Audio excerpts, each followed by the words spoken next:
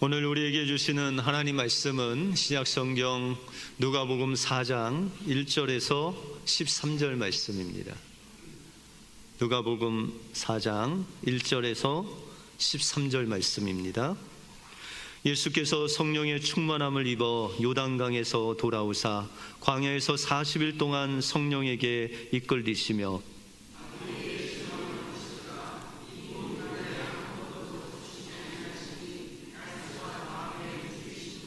마귀가 이르되 내가 만일 하나님의 아들이거든 이 돌들을 명하여 떡이 되게 하라.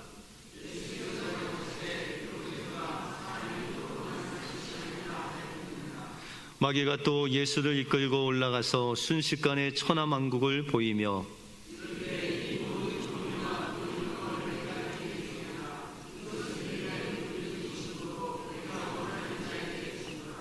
그러므로 내가 만일 내게 절하면 다 내 것이 되리라.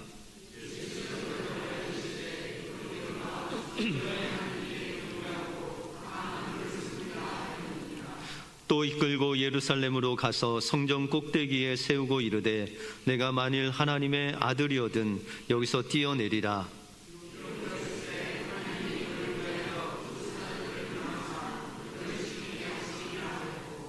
또한 그들이 손으로 너를 받들어 내 발이 돌에 부딪히지 않게 하리라 하였느니라.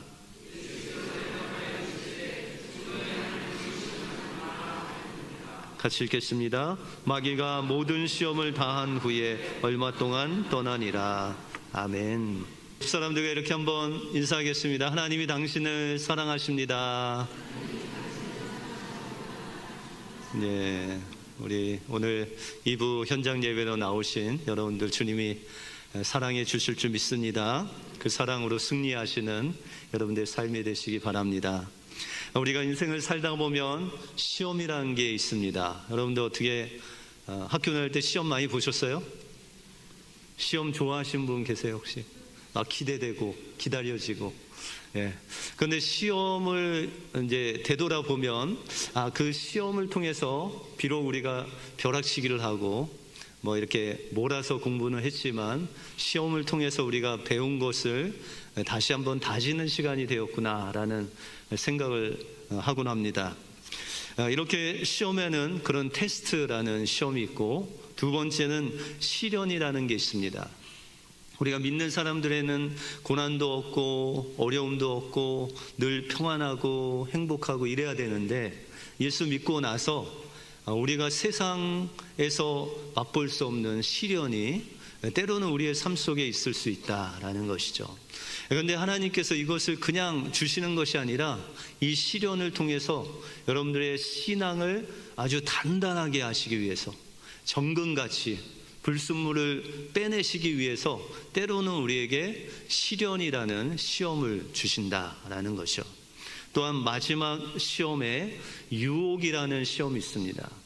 근데 이 유혹이라는 시험은 테스트나 아니면 이 트라이얼 시련하고 달리 우리를 단단하게 하고 우리를 정금같이 하기보다는 우리를 넘어뜨리고 또한 무너뜨리고 아주 망하게 하는 원수의 유혹이 바로 시험이다라는 것이죠. 오늘 본문에 보시면 이 시험 중에서 유혹에 대해서 말씀하고 있습니다. 그런데 사탄이 우리를 유혹할 때 대수롭지 않게 여기게 하는 질문이 몇 가지 있다고 합니다. 그 첫 번째는 누구나 하는 것인데 내가 했다고 죄가 될까? 다시 말해서 우리 주변에 있는 모든 사람들이 하니까 뭐 나도 해도 뭐 이게 뭐 죄일까라는 그런 마음의 질문을 준다고 합니다. 두 번째 질문은 아직 젊으니까 신앙생활은 좀 나이 들어서 하자 이런 유혹을 준다는 거죠. 세 번째는 아주 작은 것은 양심의 가책을 느낄 필요가 없다. 뭐 이런 것 다 다른 사람이 하는 거니까 굳이 내가 양심의 가책을 안 느껴도 된다. 그렇게 유혹한다는 거죠. 네 번째는 이번이 딱 한 번이니까 괜찮겠지. 그냥 눈 감고 한 번만 딱 하면 괜찮다. 이렇게 유혹을 한다는 거예요. 다섯 번째는 그동안 너무 힘들게 살았으니까 이것이 나에게 보상이 아닌가, 그런 유혹의 질문을 한다는 거죠. 여섯 번째는 이것이 나에게 주어진 좋은 기회가 아닐까, 이번 지나가면 또다시 이런 기회가 올까, 이런 유혹의 질문을 한다는 겁니다. 마지막으로 아무도 보지 않으니까 괜찮다, 그렇게 우리에게 유혹을 한다는 것입니다. 이런 질문을 통해서 원수는 우리를 죄 가운데로 인도한다라는 것입니다. 19세기 말 미국의 부흥사 중에 빌리 썬데이라는 분이 계셨습니다. 이분은 메이저 야구 선수였는데 하나님의 부르심을 받고 부흥사가 되었습니다. 이 빌리 썬데이는 부흥회를 가는 데마다 이 죄에 대해서 이렇게 외쳤습니다. 나는 죄와 매일매일 싸우겠다.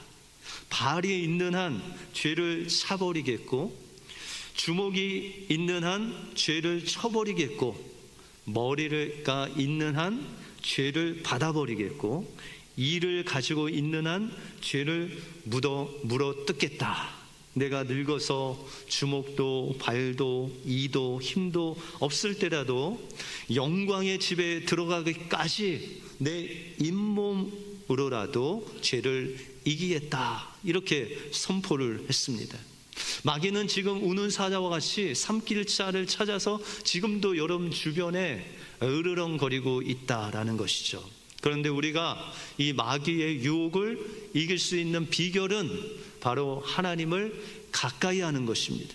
예전보다 말씀을 더 가까이 하고, 예전보다 더 기도로 주님께 가까이 가고, 예전에 하나님을 생각했던 것보다 더 많이 하나님을 생각하고 우리의 마음을 하나님께 더 가까이 나갈 때 원수 악한 마귀의 유혹을 이길 수 있는 힘이 바로 하나님으로부터 우리에게 공급된다라고 말씀하고 있습니다. 그러므로 우리가 날마다 이 마귀의 유혹, 우리 삼킬자를 찾아서 헤매는 그 마귀를 향하여 하나님께 더욱더 가까이 가심으로 이 마귀의 유혹을 이기고 주님과 날마다 승리하시는 여러분들의 삶이 되시길 주님의 이름으로 축원드립니다.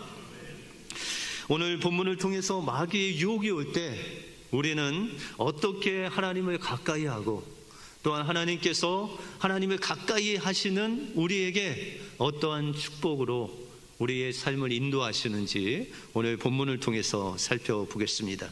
먼저 마귀의 유혹을 이기기 위해서 우리는 내 필요보다 우리의 필요를 채우시는 하나님을 바라보아야 됩니다. 예수님은 베들레헴에서 태어나신 후에 30년 동안 목수의 아들로서 평범한 삶을 사셨습니다. 근데 이제 예수님이 30세 되던 그 해에 하나님께서 이 예수님께서 이 땅에 보내신 목적인 메시아의 사역, 우리의 죄짐을 짊어질 것이고 십자가에서 대속하는 그 공생애를 시작하도록 하셨습니다. 그래서 오늘 앞부분에 누가복음 3장에 보시면 세례 요한이 이 세례를 베푸는데 예수님께서 세례 요한에게 세례를 받으시는 그 예수님의 모습을 우리가 볼 수 있습니다. 예수님은 죄가 없으심에도 불구하고 세례를 받으신 이유는 우리의 모든 죄짐을 짊어지고 주님 앞에서 세례를 받으신 겁니다. 그 물속에 들어가 우리와 함께 죽으시고 다시 부활하셔서 하나님의 영광을 드러내신 것이죠. 그래서 예수님이 세례를 받으시고 그 물에서 올라오실 새 성령이 비둘기같이 임하고 하늘 문이 열려서 하늘에서 소리가 나죠. 이는 내 사랑하는 아들이요 내 기뻐하는 자라 라고 하시면서 하나님께서 예수님을 하나님의 아들로 또 메시아로 하나님의 사명자로 인정하시는 하나님의 음성을 하늘에서 모든 사람들이 듣게 됩니다. 예수님은 하나님의 아들임에도 불구하고 이 낮고 천한 곳에 오셔서 이제 메시아로 또한 고난의 종으로 이 땅에서 공생애를 시작하시는데 철저하게 오늘 본문에 보시면 성령의 인도하심과 성령의 붙잡힘 바다 되어서 성령이 인도하시는 대로 광야에서 금식하며 마귀의 시험을 받으셨다고 말씀하고 있습니다. 오늘 3절 말씀에 보시면 마귀가 이르되 내가 만일 하나님의 아들이거든 이 돌들에게 명하여 떡이 되게 하라 라고 그렇게 유혹을 합니다. 이 시험은 우리의 삶 속에서 절박한 그런 상황 속에서 원수 마귀가 우리에게 주는 시험이다, 유혹이라는 것이죠. 지금 예수님께서 40일 동안 금식하셨어요. 근데 오늘 본문에 보시면 아무것도 드시지 않았다. 어떻게 보면 물도 한 방울 드시지 않으면서 40일 동안 금식하면서 성령에 이끌리어 마귀에게 지금 시험을 받고 있다라는 것이죠. 근데 이 마귀의 시험을 보면 예수님을 막 대적하고 예수님을 그런 게 아니라 마치 천사가 예수님을 돕듯이 그 마귀가 거짓 가면을 쓰고 예수님께 이야기하는 것이죠. 예수야, 너 배고프지 않냐? 너 이 돌을 떡으로 만들어서 좀 먹어라. 마치 광명한 천사가 우리를 도우러 온 것 같이 그렇게 예수를 위하듯이 그 시기를 떡으로 채우라고 돌로 떡을 만들라고 유혹하고 있다라는 것이죠.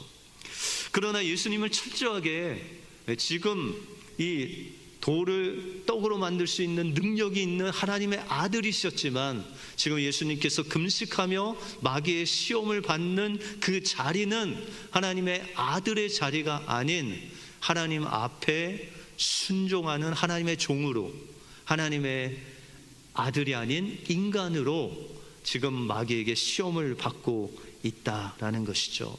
여러분들 혹시 여러분들이 이제 마귀의 시험을 받을 때 때로 떡을 만들려고 여러분들에게 시험한 적 있으세요? 마귀가? 있으세요? 없으시죠? 왜요? 우리는 돌을 떡으로 만들 수 없기 때문이에요. 그런데 예수님에게 이런 시험을 준 것은 예수님이 돌을 당연히 떡으로 만들 수 있는 전능하신 하나님의 아들이시죠. 그런데 지금 예수님은 그 하나님의 아들이 아닌 인간으로서 모든 인류의 그 죄짐을 짊어진 어린 양으로서 지금 시험을 받고 있다는 것이죠. 그래서 마태복음 14장에 보시면 예수님이 하나님의 말씀을 전하실 때 많은 무리들이 예수님을 따랐다 그렇게 말씀하십니다. 그러니까 수만 명의 사람들이 예수님을 따랐는데 예수님께서 그들의 연약함을 아시고 배고픔을 아시고 그 오병이어의 기적을 베풀어 주시죠. 이것은 돌을 떡으로 만든 것보다 훨씬 더 하나님의 놀라운 능력으로 그 떡 5개와 물고기 2마리로 남자만 5,000명, 여자 아이를 합쳐서 수만 명을 먹이고 12강주리가 남는 놀라운 기적을 보여주셨다는 거죠. 그런데 그 예수님께서 이런 기적을 행하실 때 예수님이 그것이 필요해서 하나님의 기적을 베푸셨냐는 거죠. 그렇지 않죠. 하나님의 뜻대로 그 백성들을 불쌍히 여기심으로 하나님께서 그 백성들 위해서 그 기적을 행하게 하셨다라는 것이죠. 때로는 우리가 성경에 보시면 예수님께서 이른 아침에 일어나셔서 무화과 나무를 보시면서 무화과 나무의 열매를 먹으려고 그 열매를 바라보실 때가 있어요. 여러분들 예수님이 하나님의 아들이신데 아침 일찍 여러분들 새벽 한 6시에 식사하시는 분 계세요? 네, 식사하시는 분도 있지만 너무 이르면은 이 밥이 잘 안 넘어가잖아요. 근데 예수님이 그 이른 아침에 시장하셔서 무화과 나무 열매를 구하셨다는 것은 그 전날 아무것도 못 드셨다는 거예요. 그러면 하나님의 아들이시고 이 모든 만물을 창조하신 그 주님께서 그냥 저녁에 그 열매를 만드셔서 드시면 됐는데 예수님은 그런 하나님의 아들이 아니라 우리와 같이 배고프고 가난하고 피곤하고 그 모든 희노애락을 다 우리와 동일하게 느끼시고 경험하신 완전한 인간으로 이 땅에서 사역을 하셨다는 거예요.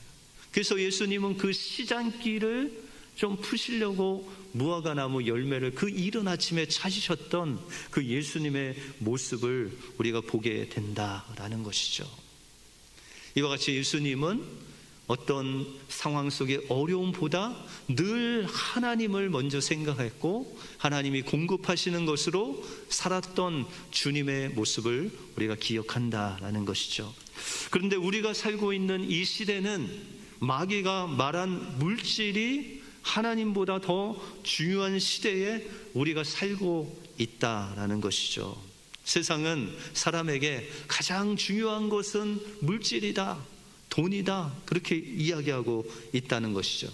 우리가 한국에 있을 때 1998년인가요? IMF가 터졌을 때 수많은 가정들이 무너졌습니다. 그때 가난한 사람들이 무너졌다기보다는 사업하시는 분들, 크게 일하시는 분들이 다 부도를 맞아서 이 아버지들이 노숙자가 됐어요. 그 수많은 사람들이 사업에 실패하고 가정에서 쫓겨나고 심지어는 스스로 목숨을 끊는 그런 어려운 일들이 있었다라는 것이죠.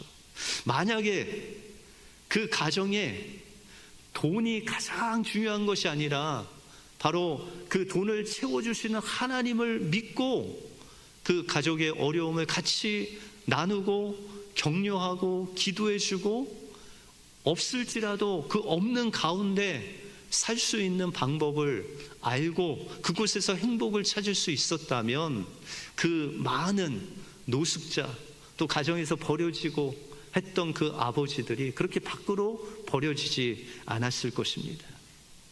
다시 말해서 우리의 삶 속에서 하나님보다 물질을 더 중요시 여길 때, 그 물질이 없을 때 우리는 불행해지는 그 고통을 겪어야 된다는 것입니다.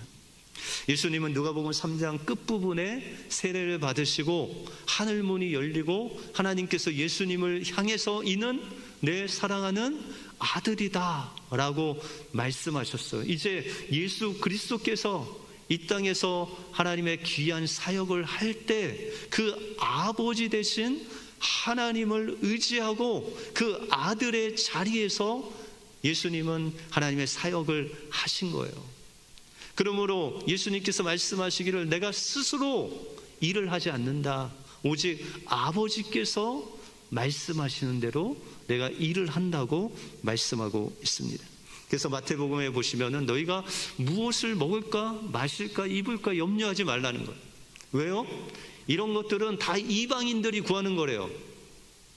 그러면서 예수님께서 말씀하시기를 너희들은 고아가 아니다. 너희는 이방인이 아니라는 거예요. 이방인들은 하나님 없는 영적인 고아라는 거예요. 그러나 너희는 하늘에 계신 그 하나님이 우리의 아버지시기 때문에 너희의 먹을 것, 너희의 마실 것, 너희의 입을 것을 채워주신다는 거예요. 하나님께서 다 아신다는 거예요. 그리고 채워주신다는 거예요. 마귀가 돌을 떡덩이로 만들라는 명령은 그 아버지 하나님을 부인하라는 거예요. 너에게는 아버지가 없다. 그냥 내 능력대로 살아라. 그렇게 유혹하는 거예요. 그런 유혹에 예수님께서 말씀하시기를 우리 사람이 떡으로만 살 것이 아니라 하나님의 입으로 나오는 말씀 곧 하나님으로 사는 것이 마땅하다라고 하시면서 첫 번째 그 유혹을 이겨 가시는 그 예수님의 모습을 우리가 볼 수 있다라는 것입니다.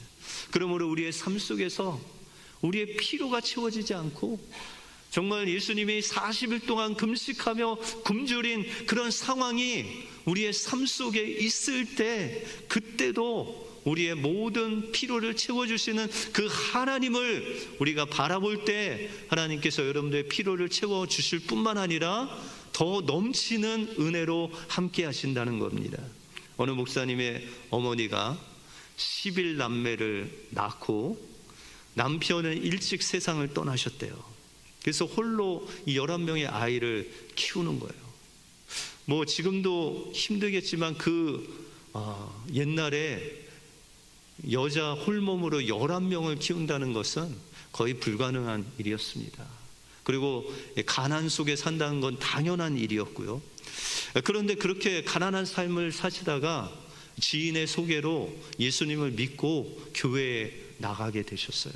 그래서 이 어머니가 예수님을 만나고 나서 얼마나 기쁘신지 새벽 예배도 가고 산기도도 가고 철야도 가고 부흥회도 가시고 그렇게 열심히 새벽에 예전 새벽 예배는 4시잖아요. 그죠? 해가 뜨기 전에 그냥 열심으로 새벽 예배에 가셨어요. 그런데 이 목사님은 그 11남매 중에 한 중간 정도인데 그냥 몸이 계속 아픈 거예요. 왜 아팠을까요? 못 먹어서 계속 아픈 거예요. 그래서 급기야 중학교를 다니다가 이제 중퇴를 하고 집에서 있는 거예요. 도저히 학교 갈 수 있는 건강이 없으니까. 그러면서 이 목사님이 그 어렸을 때 엄마를 그렇게 원망했대요. 아니, 엄마는 새벽에도 기도하시고 철야도 하시고 산기도도 하시고 부흥회도 나가시는데 그 기도하시는데 왜 내가 이렇게 아프냐는 거예요. 좀 잘 돼야 되는데, 좀 건강해지고 또 공부 잘해서 뭔가 잘 돼야 되는데 엄마는 저렇게 기도하는데 나는 왜 이런가, 그런 원망을 하셨대요. 그런데 하루는 어머니가 교회 갔다 오시더니 교회 안 나가시겠대요. 그 마음속에 잘 됐다. 그런데 어머니가 아침마다 그냥 집에서 부르짖으시는 거예요. 근데 들으려고 들은 게 아니라 엄마가 기도하는 내용을 들었더니, 하나님, 아무개 집사가 기도해도 별거 없다고 합니다 하면서 막 슬피고 우시는 거예요. 그게 무슨 말인가 하고 생각해 봤더니 자기가 엄마를 생각했던, 아니 저렇게 기도하고 철야하고 부흥회 가고 막 믿음으로 사는데 우리 집은 이렇게 맨날 가난한데, 똑같은 이야기를 성도한테 들은 거예요. 저 집사님 새벽 예배 나오고 금식하고 철야 나오는데 저렇게 매일 가난한데 저렇게까지 기도하면 뭐하냐고 수군거리는 거예요. 그런데 어느 날 시간이 지나고 어머니가 다시 교회에 가시겠대요. 왜요? 집에서 기도하니까 기도가 안 된다는 거예요. 그래서 하나님 품에 안길 때까지 그렇게 새벽 기도하고 철야하고 부흥회 가고 산기도 가고. 어떻게 그 목사님 가정이 어떻게 어머니 돌아가시기 전에 부자가 됐을까요? 예? 예, 똑같이 가난하셨대요. 그렇게 원망을 마음에 품고 신학교를 가게 됐는데, 이 목사님이 목사 안수를 받고 교회를 하는데, 목포에 있는 교회를 하는데, 자기가 설교를 그렇게 잘한 것 같지는 않은데 그 설교를 듣고 막 수많은 사람들이 막 찾아오더래요. 내가 막 부흥회에서 부흥 강사 스타일은 아닌데 그 부흥회를 가면 그렇게 많은 사람들이 주님께로 돌아오는 거예요. 그래서 목사님이 곰곰이 하루는 새벽에 기도를 할 때, 하나님, 이게 무슨 은혜입니까? 그랬더니 옛날에 기도하셨던, 어머니가 자기를 위해서 기도하셨던 그 기도 내용이 생각이 나더래요. 자기를 목사로 하나님께 드리고 막 목사인 그 아들이 이렇게 되게 해달라고 막 기도하셨던 그 어머니의 기도 제목이 하나도 떨어지지 않고 지금 이루어지고 있다는 거예요. 그래서 목사님이 목회하시면서 아무리 생각해도 내가 잘해서가 아닌데 하나같이 어머니의 기도 때문에 이 목회를 하나님께서 어머니의 기도를 들어주시고 응답해 주시는구나 라는 것을 깨닫고 그렇게 간증을 하셨습니다. 여러분들이 그냥 여러분들이 잘하는 거 없이 막 잘 되면은 여러분들 누군가 여러분을 위해서 기도하는 겁니다. 지난주에 제가 일부 예배를 위해서도 기도해 달라고 그랬잖아요. 근데 일부 예배를 위해서 누가 중보 기도를 하신 것 같아요. 제가 처음에 찬송가를 부르는데 막 눈물이 나는 거예요. 누가 기도하셨어요? 예. 여러분들, 우리가 이렇게 하나님께 기도하면 그 기도를 아버지 되신 그 하나님께서 들으시고 우리에게 응답해 주시는 좋으신 하나님이심을 기억하시고, 여러분들 필요보다 먼저 필요를 채우시는 그 하나님께 먼저 의지하심으로 날마다 원수의 유혹을 이기시는 여러분들의 삶이 되시길 주님의 이름으로 축원드립니다. 다음으로 마귀의 유혹을 이기기 위해서는 세상의 어느 것보다 마음 중심으로 먼저 주님을 사랑해야 됩니다. 오늘 마귀의 두 번째 시험은 5절 말씀해 보시면 5절을 한번 읽어볼까요? 같이 한번 읽겠습니다. 시작. 마귀가 또 예수를 이끌고 올라가서 순식간에 천하만국을 보이며. 우리 인간에게 있어서 우리 몸에서 가장 감각이 빠른 곳이 어디인지 아세요 혹시? 눈이라고 합니다. 우리의 이 눈이 가장 감각이 빨라서 원수가 유혹할 때 뭘로 유혹해요? 이 눈으로, 안목의 정력으로 이제 유혹을 가장 하기 쉽다고 합니다. 그래서 하와를 유혹할 때 선악과를 보여줬잖아요. 그랬더니 보암직도 하고 먹음직도 하고 지혜롭게 할 만큼 탐스럽기도 하고. 그래서 이 마귀가 예수님한테도 예수님의 그 시각을 이용해서 유혹을 하고 있는 거예요. 예수님을 높은 곳에 가서 천하만국을 쫙 보여주면서 이것이 다 내 거다. 그러므로 내게 절하면 이 모든 것을 너에게 주겠다라고 그렇게 유혹하고 있다는 것이죠. 이사야서 42장 8절을 한번 읽어볼까요? 정말 그게 마귀의 것인지 한번 보겠습니다. 같이 읽겠습니다. 시작. 나는 여호와니 이는 내 이름이라. 나는 내 영광을 다른 자에게 내 찬송을 우상에게 주지 아니하리라. 이사야서 43장 21절도 한번 읽겠습니다. 시작. 이 백성은 내가 나를 위하여 지었나니 나를 찬송하게 하려 함이니라. 하나님께서 우리를 지으셨다는 거예요. 모든 만물, 마귀가 보여준 모든 만물도 누구 거예요? 마귀 거예요? 하나님 것이라는 거예요. 그러면 누구에게 경배해야 돼요? 이 모든 만물을 만드시고 여러분들 통해서 찬양 받으실 분은 오직 하나님 한 분밖에 없다는 거예요. 그분을 경배하라 라고 그렇게 말씀하고 있다는 것이죠. 그러므로 우리의 삶 속에서 가장 소중하고 가장 사랑해야 될 분은 누구세요? 하나님이시다. 하나님 한 분밖에 없다는 거예요. 근데 하나님을 사랑한다는 것은 여러분들의 모든 중심이 하나님이시라는 거예요. 그래서 우리 믿음의 선진들은, 우리 선배들은 어떻게 했냐면 집을요 교회 가까운 데로 이사했어요. 여러분들 중에도 교회 가까운 데로 일부러 이사하신 분 있으세요? 예전에 그 믿음의 선배들 그렇게 했어요. 또 주일날은 예배 외에는 또 하나님 외에는 아무것도 안 했죠. 어디 짜장면집 가서 짜장면을 먹어요. 그죠? 그렇게 그거는 지금 주일날 짜장면 먹지 말라는 게 아니라 그만큼 그들의 마음의 중심에는 하나님이 있다는 거예요. 그래서 여러분들 중심에 뭐가 있어요 지금? 하나님이 계세요? 그러면 여러분들 중심에 자녀가 있으면 어떻게 될까요? 자녀가. 내 모든 삶의 중심은 자녀다. 눈만 뜨면 아이들 라이드하고 학원 보내고 주말에는 축구 경기 가고 주일에 시합 있으면 거기 가서 또 시합 보내주고 이렇게 되는 거예요. 왜요?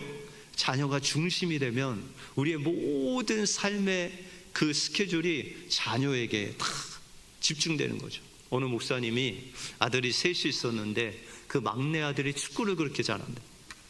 그래서 얘를 좀 키워야 되겠다. 그런데 이 미국에서는 왜 시합이 꼭 주일에 있는지 모르겠어요. 아니 청교대 정신으로 세워진 이 미국에 뭔가 이 예배 시간에 꼭 시합이 있는 거예요. 근데 이 아버지가 누구라고요? 목사님이잖아요. 그러니까 예배 시간에 아들 축구 시합 라이드 갈 수 없잖아요. 그래서 그런 말은 하지 못하고 그냥 이 아들 얼굴을 보지 않고 그냥 예배 드리라고 축구 얘기를 안 했대요. 그리고 한참 지나서 아이가 컸을 때 물어봤대요. 야, 너 그때 축구 안 한 거 후회하지 않냐?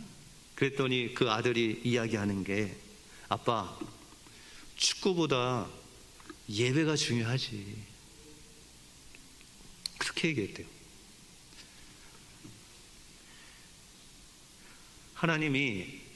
하나님께 그 자녀를 맡겼더니 그 자녀의 믿음을 하나님께서 책임져 주신 거예요. 여러분들 중심에 우리가 하나님을 두고 살면은 그 하나님이 여러분들의 모든 것을 책임져 주신다. 그래서 마태복음에 보시면은 말씀하시기를 오늘 있다가 내일 아궁이에 던지우는 들풀도 뭐 하셨다고요? 입히시고 물 주시고 자라게 하시고, 그러면서 하나님께서 말씀하시기를 하물며 우리를 향하신 하나님의 사랑이랴 라고 그렇게 말씀하십니다. 그 들풀도 입히시고 먹이시고 가꾸시는 하나님이신데, 하물며 우리가 먹을 것 없고 마실 것 없고 입을 것 없으면 그냥 내버려 두시겠냐라고 그렇게 말씀하고 있다는 것이죠. 그러므로 우리의 삶의 가장 중심, 가장 사랑해야 될 분은 그 하나님을 사랑하면 어떠한 유혹이 우리의 삶 속에 몰려와도 그것을 이길 수 있는 능력을 하나님이 공급해 주신다는 것입니다. 그래서 예수님이 마지막으로 말씀하시기를, 오늘 12절에 보시면 예수께서 대답하여 이르시되 주 너의 하나님을 시험하지 말라. 동일한 말씀이 마태복음에 나오는데 마태복음 4장 10절을 같이 한번 읽어볼까요? 시작. 이에 예수께서 말씀하시되 사탄아 물러가라. 기록되었으되 주 너희 하나님께 경배하고 다만 그를 섬기라 하였느니라. 예수님께서 마지막으로 사단을 향해서 뭐라고 말씀하세요? 사탄아 물러가라. 하나님만 경배하고 그를 섬기라 라는 거예요. 그래서 여러분들의 삶 속에서 때때로 이 악한 영이 역사할 때가 있어요. 여러분들 뭐 늘 양말 그냥 벗어서 놔두는 거 아니에요. 그런데 그날따라 이 아내 되시는 분이 계속 잔소리를 해요. 예전에는 그냥 이렇게 듣고 순종해 드리고 끝나야 되는데 계속 다투어. 그런데 이 자그마한 사소한 게 막 다투는 게 크게 돼갖고 가정에 막 불화가 와요. 그러면 여러분들 한번 생각해 보셔야 돼요. 예전에 그냥 넘어갈 것을, 그냥 이렇게까지 안 될 것을 이렇게 만드는 배후에는 누가 있어요? 악한 영이 있어요. 어떤 악한 영? 다투게 하는 악한 영. 그러면 우리는 어떻게 선포해야 돼요? 다투게 하는 악한 영아, 예수 그리스도의 이름으로 명하노니 우리 가정에서 떠나가라. 이렇게 명령해야 된다는 거예요. 우리가 때때로 건강이 중요하잖아요. 그래서 우리가 감기가 오면 약 드시고 좀 쉬면 나아야 되잖아요. 근데 나은 것 같은데 예배만 가려고 하면 또 아파요. 그러면은 여러분들 한번 생각해 봐야 돼요. 이게 누구의 짓인지. 누구의 짓이에요? 원수의 짓이죠. 그러면 뭐라고 선포해야 돼요? 질병을 주는 악한 영아, 예수 이름으로 명하노니 물러갈지어다. 그런데 약간 감기 기운이 있으면 계속 이러시면 안 되고, 영을 분별해서 이게 나일 건데 안 난다, 아니면 이게 평상시에는 괜찮은데 좀 이상하다 하는 그런 성령께서 인도하심이 있을 때 그렇게 원수에게 명령하면 어떻게 해요? 예수님의 이름의 권세로 원수가 떠나가고 하나님께서 여러분들에게 건강을 허락해 주신다라는 것입니다. 인도를 품고 마음에 품고 한평생 선교를 하셨던 스탠리 선교사님이 계십니다. 근데 이 스탠리 선교사님이 사역을 하시다가 갑자기 뇌출혈이 오셨어요. 그래서 이 말 외에는 모든 것이 다 마비됐어요. 그래서 이제 병원에 딱 들어갔는데 만나는 간호사, 의사, 가족들이 너무 걱정이 심한 거야. 그리고 의사가 이야기하기를 너무 그 뇌혈관이 많이 터져서 이제 손볼 수가 없다, 그렇게 이야기를 하는 거예요. 그래서 이제 가족들이 와서 이제 마지막을 준비해야 하나 했는데 그 선교사님이 말은 하실 수 있잖아요. 그래서 그 가족들에게 또 의사와 간호사 만나는 사람들에게 이야기했대요. 저를 만나면 그냥 안녕하세요, 굿모닝 이렇게 하지 마시고 스탠리, 예수님 이름으로 명하노니 일어나 걸어라, 그렇게 해달라는 거예요. 그래서 의사가 왔을 때도 스탠리, 예수님의 이름으로 명하노니 일어나 걸어라, 그렇게 인사를 하고, 자녀들이 와도 그렇게 인사를 하고. 그런데 놀라운 일이 발생했죠. 그렇게 뇌출혈로 입원한 지 6개월 만에 그 스탠리 선교사님이 일어났어요. 그리고 인도로 선교를 갔어요. 그리고 거기서 몇 년 동안, 20년 동안 더 선교 사역하다가 하나님 품에 90살 때 안기게 되셨다는 거예요. 여러분들, 예수님의 이름으로 일어나 걸으라 믿음으로 선포할 때 그 인간의 힘으로 할 수 없는 그 병이 나음을 받을 뿐만 아니라 덤으로 20년을 선교사로 사역했던 그 스탠리 선교사님과 같이 우리의 삶 속에서 날마다 벌어지는 그 어려움과 문제가 있을 때, 그것이 원수가 우리를 넘어뜨리는 유혹이라면 예수님의 이름으로 명령할 때 하나님께서 여러분들의 기도를 들어주셔서 그 어려움 속에서, 질병 속에서 우리를 건져내 주실 줄 믿습니다. 우리의 필요보다 우리의 필요를 채우시는 그 하나님을 보고 여러분들의 마음의 중심을 온전히 하나님께 두시면서 원수의 그 유혹을 우리가 깨달았을 때 예수님의 이름으로 명령하면 주님께서 그 유혹도 이기게 하실 뿐만 아니라 여러분들의 필요도, 여러분들의 자녀도, 여러분들의 모든 인생도, 우리의 교회도, 이 나라도 하나님께서 지켜주실 줄 믿습니다. 이 은혜로 한 주간 승리하시는 여러분들의 삶이 되시길 주님의 이름으로 축원드립니다. 기도하겠습니다. 하나님 감사합니다.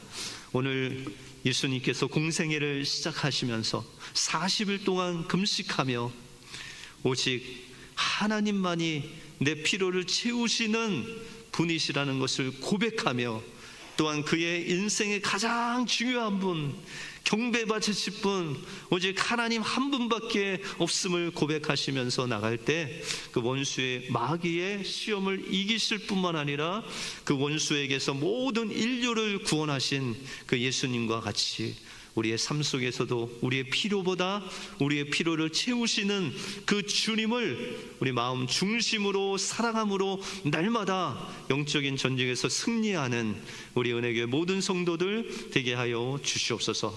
모든 것 주님께 감사드리오며 예수 그리스도 이름으로 기도하옵나이다. 아멘.